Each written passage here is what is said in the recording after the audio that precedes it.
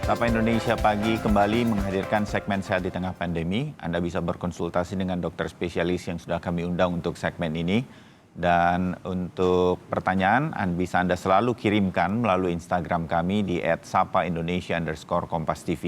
Pagi hari ini kami sudah bersama dengan Dr. Rizky Akaputra, seorang dokter spesialis paru. Dr. Rizky, selamat pagi. Selamat pagi, Mas Bayu. Dan salam sehat selalu ya untuk Anda dan semua kolega. Ya. Ya, terima kasih, Mas Bayu. Ya, Dr. Rizky, langsung saya ada pertanyaan atau menyampaikan pertanyaan dari netizen yang sudah dikirimkan melalui Instagram. Yang pertama, @nadifputra869. Selamat pagi dokter, saya bukan perokok sehingga dada saya ada rasa sesak dan tidak tahan asap rokok jika sewaktu misalnya nongkrong atau duduk dengan teman-teman. Apa hal tersebut adalah gejala bahwa paru-paru saya mengalami masalah, dokter? Nah, itu gimana tuh, Dokter Rizky? Ya,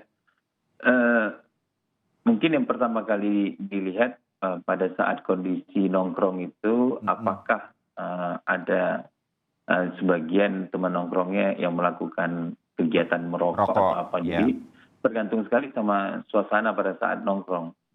Karena kadang-kadang kita kumpul-kumpul ya di satu tempat kafe atau apa, kan ada sebagian yang merokok. Kalau seandainya memang pada kondisi dia lingkungannya ada merokok, dia tidak tahan terhadap rokok, itu memang satu respon dari tubuh ya terhadap asap rokok tersebut. Nah, kalau orang yang memang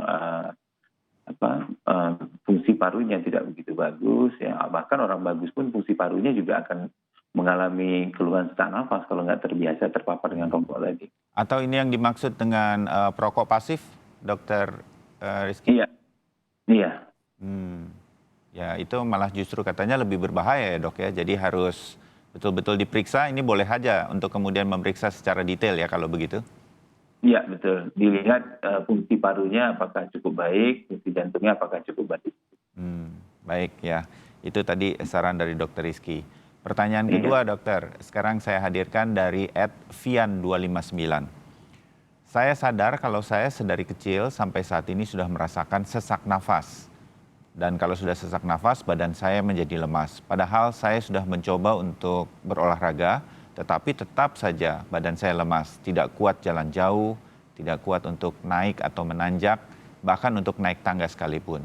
Terkadang sesak nafasnya sesak biasa, terkadang sesak banget, sampai saya tidak bisa merasakan oksigen. Apakah saya perlu ronsen atau memeriksakan diri? Ini penyakit apa yang saya alami, Dokter Rizky? Iya. Kalau dilihat tadi, si Vian ini mengalami sesak nafas itu pada saat dia dari kecil, kemudian pada saat melakukan aktivitas naik tangga. Yang pertama. Kalau sesak nafas itu kan sebenarnya satu respon dari tubuh untuk memenuhi kebutuhan oksigen yang dianggap kurang. Itu yang pertama ya. Yang kedua, keluhan sesak dari kecil ini kan perlu dilihat.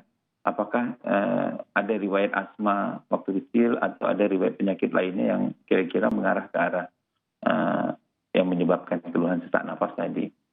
Saya rasa ini sangat perlu sekali untuk dinilai ulang pada saat kondisi dewasa. Apakah riwayat sesak nafas waktu kecil tersebut adalah salah satu gejala yang kita sebut dengan asma atau ada penyakit jantung bawaan. Jadi perlu sekali untuk dilakukan evaluasi dengan modalitas yang ada di rumah sakit ya, seperti memeriksa fungsi pernapasan atau melakukan pemeriksaan fungsi jantungnya, sehingga kita dapat gambaran kira-kira sesak napas ini karena apa. Karena biasanya kalau orang normal melakukan sesak napas ya biasanya karena kurang latihan atau kurang bugar, kurang olahraga. Ya. Baik, jadi penting sekali ini untuk Vian untuk memeriksakan secara detail supaya ketahuan ada apa dan bisa diatasi. Baik, pertanyaan ketiga sekarang Dokter Rizky, ada @Angelia Novita. Dok, saya sudah 2 hari ini batuk berdahak dan ada sesak nafasnya. Saya juga punya riwayat asma. Saya takut ke dokter karena apa yang saya alami saat ini sama persis dengan gejala corona.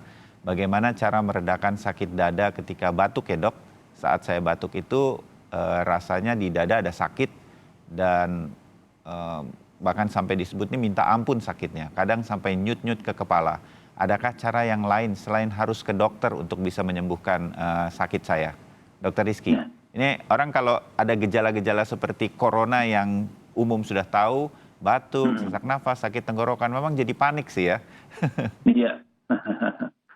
Jadi kalau kita punya riwayat asma, biasanya orang asma itu udah tahu bagaimana kondisi saat dia serangan. Nah, kalau muncul keluhan, ya mungkin di luar penyakitnya, dan ini merupakan satu hal yang tidak biasa ya, apalagi keluhan batuknya tadi sudah cenderung menetap ya, dan memberat malah, bahkan disertai tambahan keluhan lainnya di dada.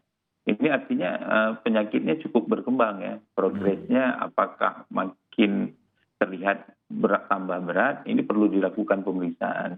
Ya cara lain yang mesti dilakukan ya harus mengunjungi fasilitas kesehatan untuk memastikan bahwa tidak terinfeksi corona tadi.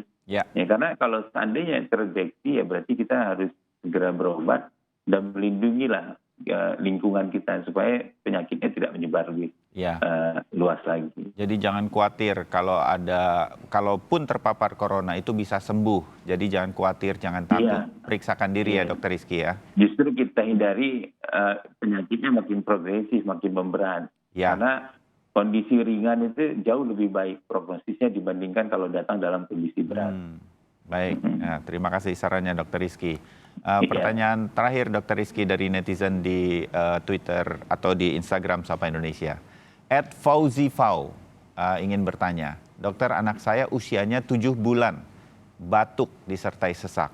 Sudah 2 kali berobat ke bidan dan sudah di nebulizer, tapi juga tidak banyak perubahannya. Hanya saja batuknya yang tadi suaranya melengking jadi terdengar seperti berdahak. Di rumah tidak ada yang merokok dan saya jarang keluar kecuali untuk berjemur. Bagaimana sarannya agar anak saya bisa cepat sembuh? Dokter Rizky? Ya, jadi keluhan batuk dan sesak itu lebih mengarah ke arah penyakit di saluran nafasnya. Itu yang mesti diingat terlebih dahulu. Kemudian pengobatan dengan menggunakan inhalasi itu biasanya yang digunakan adalah obat-obatan bronchodilator. Artinya obat-obatan yang digunakan untuk melegakan jalan nafas. Nah ini tentu saja tidak akan mengobati kalau penyebab batuk dan sesaknya itu disebabkan karena infeksi di paru-paru. Nah, sehingga kalau sudah dilakukan inhalasi tidak perbaikan, nah kita khawatir ini ada salah satu gejala dari infeksi paru tersebut. Ya kalau saran saya segera melakukan beberapa pemeriksaan yang mungkin bisa dianjurkan nanti di rumah sakit. Ya, oke. Supaya kemudian batuknya atau sumber penyebab batuknya bisa ditangani. Iya. Baik. Dr. Rizky Aka Putra, terima kasih untuk jawaban-jawaban Anda pada hari ini dan tentunya waktunya, karena hari ini kami hanya satu bagian saja. Dr. Rizky, terima kasih. Selamat pagi dan selamat bertugas kembali.